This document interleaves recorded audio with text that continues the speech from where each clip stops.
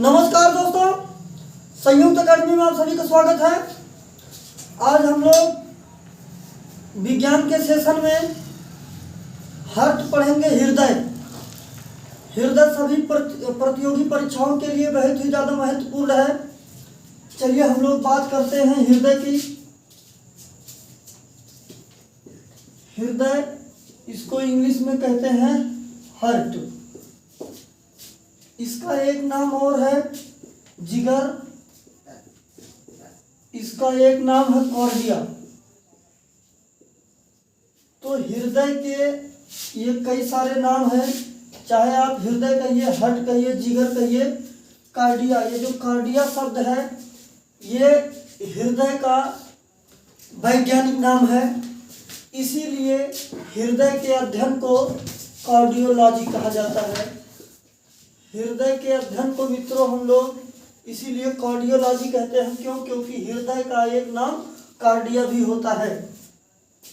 हृदय जो है मित्रों हमारे वक्ष गुहा के बाएं तरफ, थोड़ा से बाएं तरफ स्थित होता है। चलिए हम लोग इस हार्ट को चित्र के माध्यम से एक एक पॉइंट को समझते हैं। इसमें रक्त का परिवहन कैसे होता है, रक्त, शुद्ध रक्त कैसे बहता है, अशुद्ध रक्त कैसे बहता है, हार्ट का कार्य क्या है।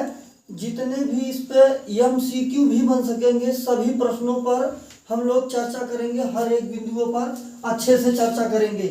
चलिए हम लोग पहले हार्ट को बनाने का प्रयास करते हैं।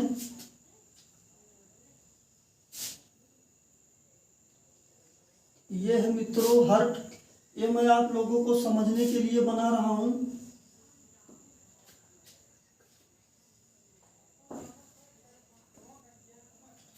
तो मित्रों हम लोग हृदय को 4 भागों में बांट लेते हैं। क्योंकि हृदय जो है 4 भागों में बटा होता है। अपना हृदय 4 भागों में बटा होता है और इस हृदय के चारों तरफ एक झिल्ली पाई जाती है। हृदय के चारों तरफ मित्रों एक झिल्ली पाई जाती है और इस झिल्ली का नाम है पेरिकार्डियम।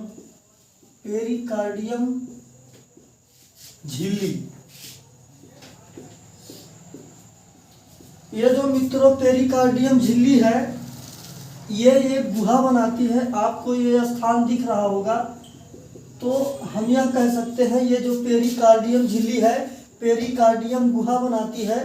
इस पेरिकार्डियम गुहा में पेरिकार्डियम द्रव भरा होता है। ये पेरिकार्डियम द्रव भरा है इसके बीच में। मानव का हृदय पेरिकार्डियम झिल्ली से चारों तरफ से घिरा रहता है और ये पेरिकार्डियम झिल्ली पेरिकार्डियम गुहा बनाती है। इस पेरिकार्डियम गुहा में पेरिकार्डियम द्रव भरा होता है जो कि हृदय को बाहरी आघातों से रक्षा करता है। अब हम लोग ये समझते हैं ये जो पेरिकार्डियम द्रव भरा है हृदय में ये हम लोगों की रक्षा कैसे करता है।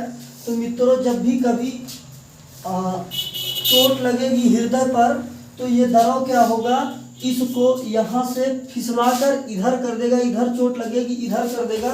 अगर हृदय पर आघात होता है तो ये पेरिकार्डियम द्रव हृदय को थोड़ा इधर उधर कर देता है जिससे इस पर चोट का प्रभाव न हो सके, क्योंकि हार्ट जो है बहुत नाजुक होता है। अब हम बात करते हैं हृदय को जो ये 4 पार्टों में बांटे हैं, तो ये बात स्पष्ट हो गई। हृदय का जो मानव का हृदय होता है वह 4 पार्टों में बटा होता है। ये इधर का हिस्सा बाया हिस्सा है, इधर का हिस्सा दाहिना हिस्सा है। ये मित्रों बाया आलिंद, ये है दाया आलिंद, ये है बाया निलय और ये है दाया निलय।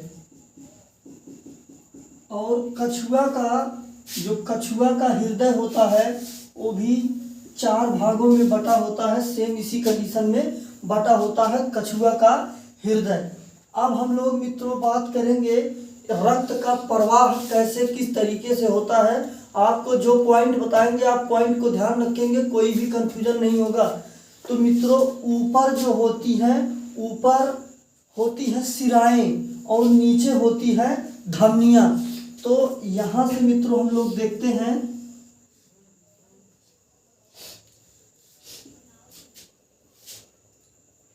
यहां पर थोड़ा सा रफ कर दे रहे हैं।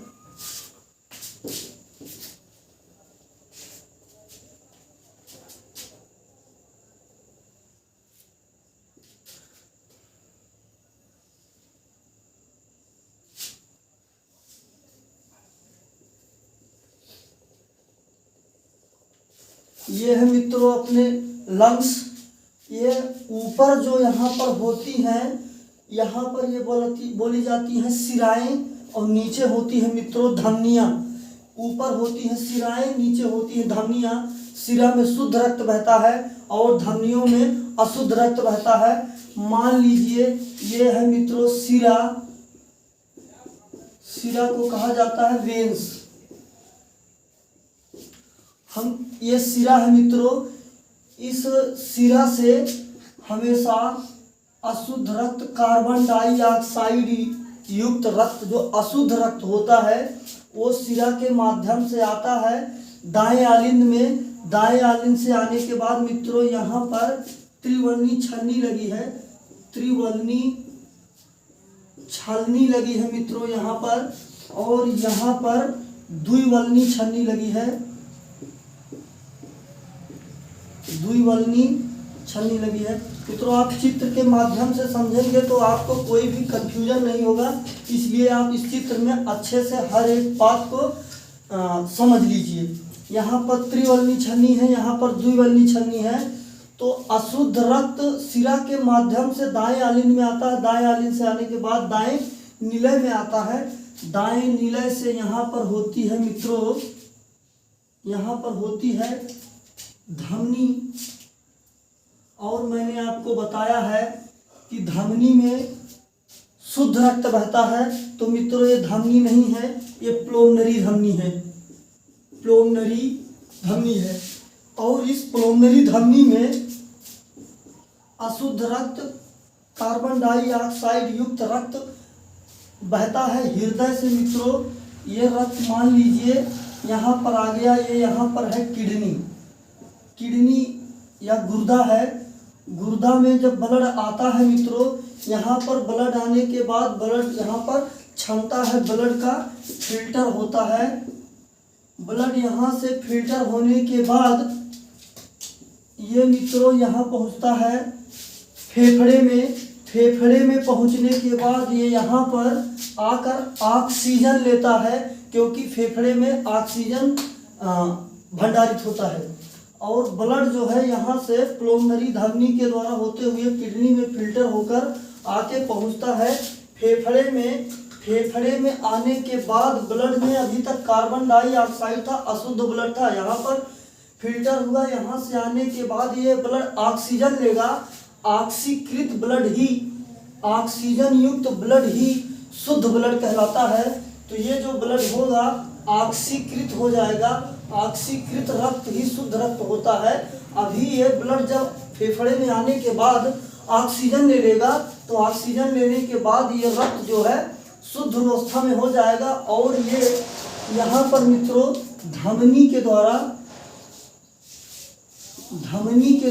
आर्टरी,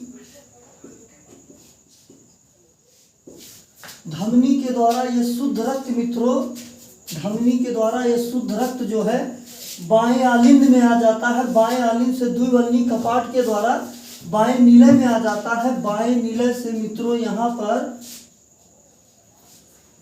सॉरी मित्रों ये धमनी नहीं, ये धमनी नीचे यहाँ पर है। ऊपर सिरा होगी, नीचे धमनी होगी। ये है मित्रों प्लोमनरी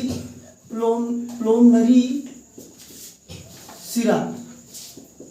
तो मित्रों हम ये कह सकते हैं सिरा में शुद्ध रक्त, प्लोमनरी सिरा में, यहाँ पर अशुद्ध रक्त, प्लोमनरी सिरा में शुद्ध रक्त। इसमें मित्रों कार्बन डाइऑक्साइड युक्त रक्त, और इसमें जो है शुद्ध रक्त। ये शुद्ध रक्त पूरे शरीर में फैल जाएगा।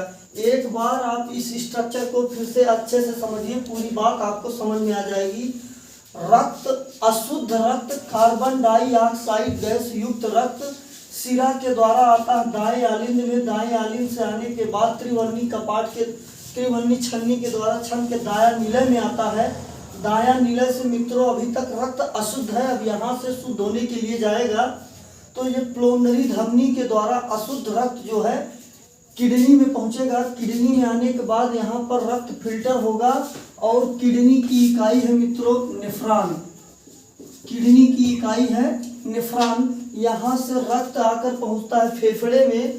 फेफड़े में पहुंचने के बाद रक्त जो है यहाँ से फेफड़े से ऑक्सीजन लेने के बाद शुद्ध हो जाता है। शुद्ध होने के बाद ये प्लोनरी सिरा के द्वारा शुद्ध रक्त, ये जो शुद्ध यहाँ पर ये जो रक्त बहेगा ऑक्सीजन युक्त शुद्ध रक्त बाएं आलिंद में आके बाएं निलय में आएगा। उसके बाद धमनी के द्वारा आर्टरी के द्वारा पूरे शरीर में ये रक्त जो है फैल जाएगा। फिर कुछ देर बाद ये रक्त जो है अशुद्ध होने के बाद, कहने का मतलब उसमें से ऑक्सीजन की मात्रा खत्म हो जाती है और कार्बन डाइऑक्साइड गैस युक्त हो जाता है, तो हम कहते हैं रक्त जो है अशुद्ध हो गया। फिर यहाँ से किडनी से फिल्टर होके यहाँ से ऑक्सीजन लेके ये रक्त जो है प्रवाहित होता रहता है। ऐसी एक क्रिया हमारे हृदय में निरंतर चलती रहती है, चाहे हम जग रहे हों चाहे हम सो रहे हों, हर अवस्था में यह प्रक्रिया चलती रहेगी। जब ये प्रक्रिया बंद हो जाएगी तो हम लोगों का जीवन उसी दिन अंत हो जाएगा। चलिए आगे हम लोग बात करते हैं हृदय के बारे में। कुछ हृदय का चित्र मित्रों, हृदय के चित्र के संबंध में दो बातें कन्फ्यूजन वाली होती है। हृदय का चित्र पहले तो शंक्वाकार होता है, जब इसमें आर्टरी और वेन्स ऐड नहीं रहती हैं तब इसका आकार होता है शंक्वाकार। शंक्वाकार कहने का मतलब कोन के आकार का होता है, और जब इसमें आर्टरी और वेन ऐड कर दिया जाता है तब हृदय का आकार बंद मुट्ठी के आकार का होता है। तब हृदय का आकार बंद मुट्ठी के आकार का होता है। हृदय हमारे शरीर का सबसे व्यस्त अंग है। हृदय हमारे शरीर का सबसे व्यस्त अंग है। अब हम लोग बात करते हैं कि हृदय किसे कहते हैं। आप एक बात यहाँ पर पॉइंट ध्यान रखिएगा, यहाँ पर पाया जाता है यस ए नोड। ये जो यस ए नोड है मित्रों दाएं आलिंद में स्थित होता है। कभी कभी एक नंबर में ये पूछ लेता है कि ये जो हृदय यस ए नोड है ये कहाँ पर स्थित होता है, तो यह दाएं आलिंद में होता है। और यही यस ए नोड जो है हमारे सभी कार्यों को संपादित करता है, नियंत्रण करता है। हृदय के कार्यों का नियंत्रण यस ए नोड करता है। हृदय का कार्य का नियंत्रण यस ए नोड करता है। ये दाएं आलिंद में होता है। इसका एक नाम है मित्रों पेसमेकर। इसका एक अन्य नाम है पेसमेकर, जो कि बहुत इंपॉर्टेंट है, इसको आप लोग ध्यान में रखिएगा। ये जो तो मित्रों यस ए नोड का एक अन्य नाम पेसमेकर भी है। चलिए अब हम ये बात करते हैं मित्रों, ये जो हृदय है, हृदय को रक्त परिवहन कौन करता है। हृदय में हृदय की जो पेशियां हैं, जो नसें हैं, उनको रक्त कहाँ से पहुँचता है मित्रों, तो हम लोग इस पर चर्चा करेंगे। ये इम्पोर्टेंट मैटर है। हृदय को रक्त जो है मित्रों कोरोनरी धमनी के द्वारा पहुँचता है। कोरोनरी धमनी के द्वारा हृदय को रक्त पहुँचाया जाता है। ये कोरोनरी धमनी है मित्रों, जब भी कभी इस कोरोनरी धमनी में ये जो हृदय को रक्त पहुंचाने का कार्य करती है। और एक पॉइंट मित्रों, हृदय की जो मांसपेशियां है रैखिक और अनैच्छिक है। हृदय की मांसपेशियां रैखिक एवं अनैच्छिक है मित्रों। अनैच्छिक है। हृदय की मांसपेशियां रैखिक एवं अनैच्छिक है।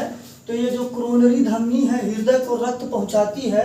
जब कभी भी इस कोरोनरी धमनी में कोलेस्ट्रॉल की मात्रा इकट्ठा हो जाती है तब पर्याप्त मात्रा में हृदय को रक्त नहीं पहुंच पाता है। जब भी कभी इस कोरोनरी धमनी में जो हृदय को रक्त पहुंचाती है, इसमें कोलेस्ट्रॉल की मात्रा इकट्ठा हो जाने पर मित्रों पर्याप्त मात्रा में रक्त हृदय को नहीं मिल पाने की वजह से हृदय पर्याप्त मात्रा में जितना कार्य करना चाहिए उसको वो कर नहीं पाता है।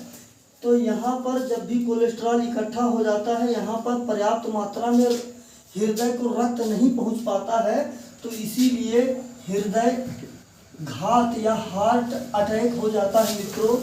हार्ट अटैक जो होता है, कोरोनरी धमनी में कोलेस्ट्रॉल जमा होने पर हार्ट अटैक होता है। तब मान लीजिए मित्रों को किसी को हार्ट अटैक आ गया, तो आप समय रहते उस पेशेंट को हॉस्पिटल में जब लेकर पहुंच जाएंगे, तो डॉक्टर दवा के माध्यम से या किसी भी माध्यम से यहाँ पर जो कोरोनरी धमनी में कोलेस्ट्रॉल की बंडल इकट्ठा रहती हैं उन्हीं को हटा दिया जाता है। तो ब्लड पूरी तरह से सप्लाई होने लगता है, या पूरी तरह से नहीं सप्लाई हो पाता है।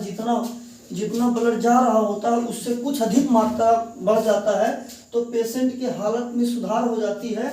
जब यहाँ पर ये बंडल नहीं हटा मिलती है, तो यहाँ पर गोल सी रिंग लगाकर इसको फैला दिया जाता है, ताकि रक्त जो है इस कोरोनरी धमनी के द्वारा हृदय को पर्याप्त मात्रा में रक्त पहुँचा सके। और मान लीजिए कि दोबारा यहाँ पर हम लोगों ने एक बार लगाया था रिंग, फिर से यहाँ पर कोलेस्ट्रॉल इकट्ठा हो गया, किसी प्रॉब्लम की वजह से ब्लड फिर से उसको पर्याप्त मात्रा में नहीं पहुँच पा रहा है, तो मित्रों ये पूरी की पूरी कोरोनरी धमनी जहाँ पर कोलेस्ट्रॉल इकट्ठा हुआ है उसको काट कर निकाल दिया जाता है। किसी अन्य बॉडी से इतना सा कोई धमनी निकाल के यहाँ पर सेट कर दिया जाता है, जिससे वह पर्याप्त मात्रा में कोरोनरी धमनी हृदय को रक्त पहुँचाना शुरू कर देती है। इंसान की लाइफ टाइम जो है बढ़ जाती है। तो कोरोनरी धमनी में ही रुकावट होने की वजह से हृदयघात होता है, हार्ट अटैक आता है मित्रों। अगर आपसे एक प्रश्न ये पूछ लेता है सबसे विशालतम धमनी कौन सी है, तो मित्रों एरोटा जो धमनी है ये सबसे विशालतम धमनी है। एरोटा धमनी सबसे विशालतम धमनी है पूरे शरीर की। अब चलिए मित्रों हम कुछ बात करते हैं थोड़ा से। आपको इतनी सी बात रक्त कैसे हृदय में परिवहन होता है इतनी सी समझ में आई होगी, हम उम्मीद करते हैं। चलिए और बात करते हैं हम लोग। तो मित्रों हृदय के संबंध में और कुछ बातें हम लोग जानते हैं। हृदय का वजन होता है मित्रों, हृदय का औसतन वजन 289.6 ग्राम होता है। लगभग 300 ग्राम हृदय का वजन होता है।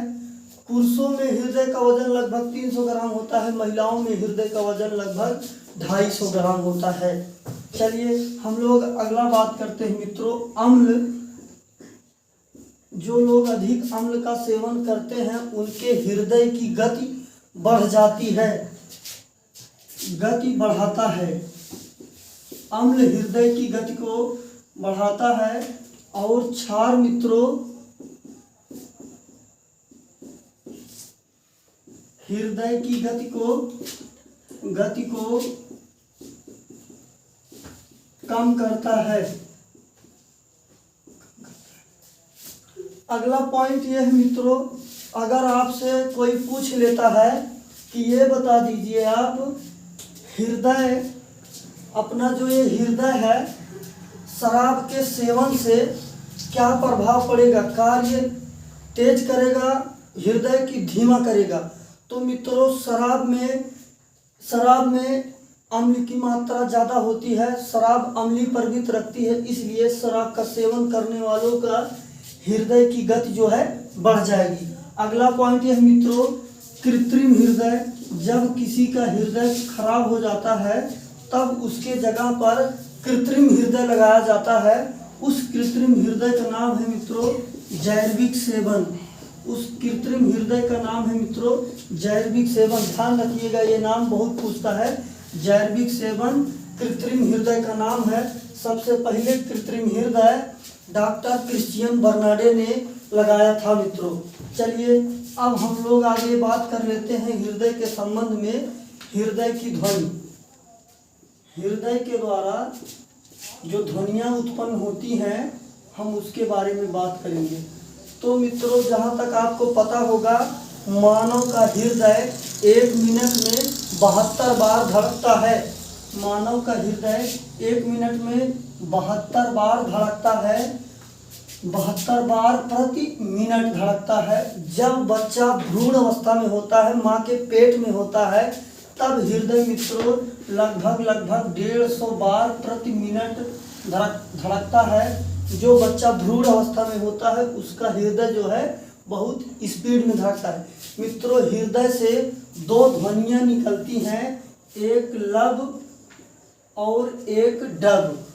इसके इम्पोर्टेंट में 2 ये जो साउंड आ रहा है लब और डब, ये कब लब आता है और कब डब आता है हम लोगों को इस पर चर्चा करनी है मित्रों।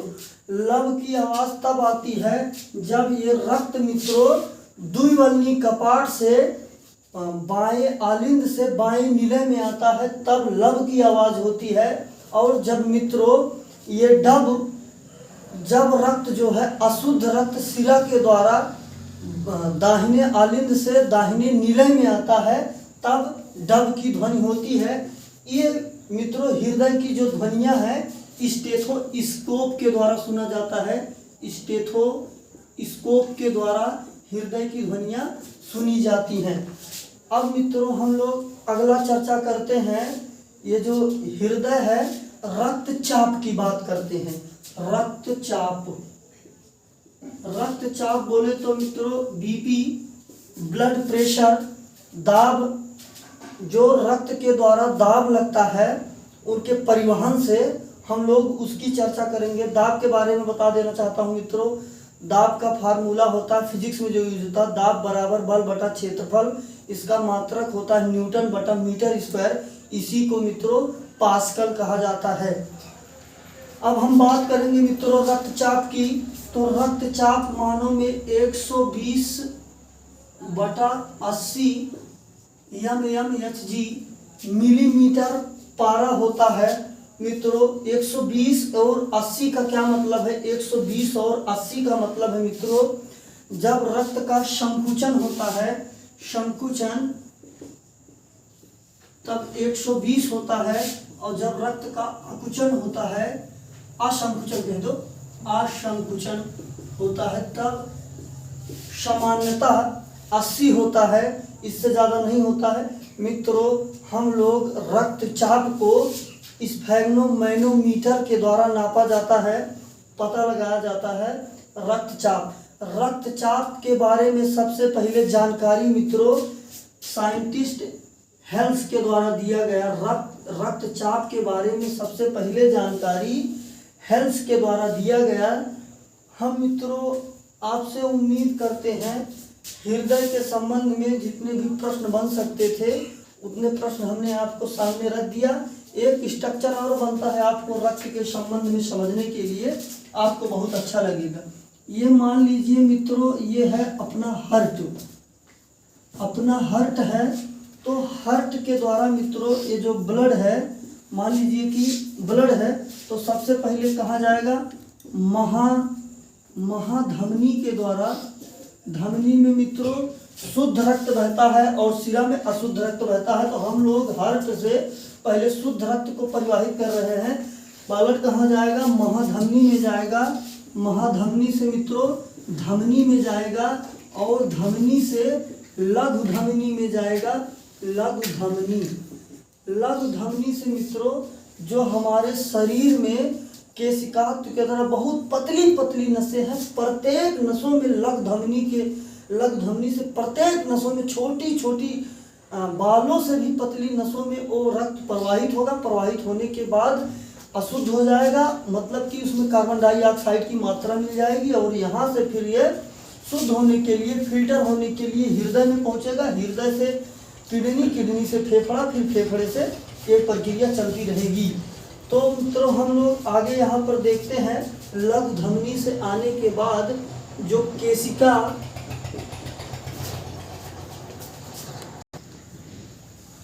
केशिका, इसको मित्रों कहते हैं कैपिलरी।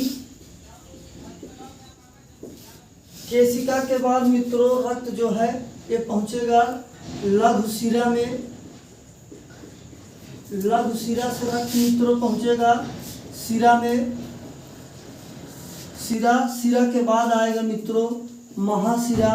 महाशिरा के बाद रक्त पहुंच जाएगा हार्ट में। हार्ट से फिर ये महाधमनी, ऐसे प्रक्रियाएं चलती रहेंगी। हृदय के संबंध में और जो भी चीज़ें आपको नहीं समझ में आई होगी या जो भी मैटर होगा आप हमें कमेंट बॉक्स में बताइए, हम उसको ठीक करने का प्रयास करेंगे। और मित्रों इसका जो भी PDF है आप लोगों को टेलीग्राम पर मिल जाएगा। मैं टेलीग्राम का लिंक नीचे वीडियो में डिस्क्रिप्शन में दे दूंगा। धन्यवाद।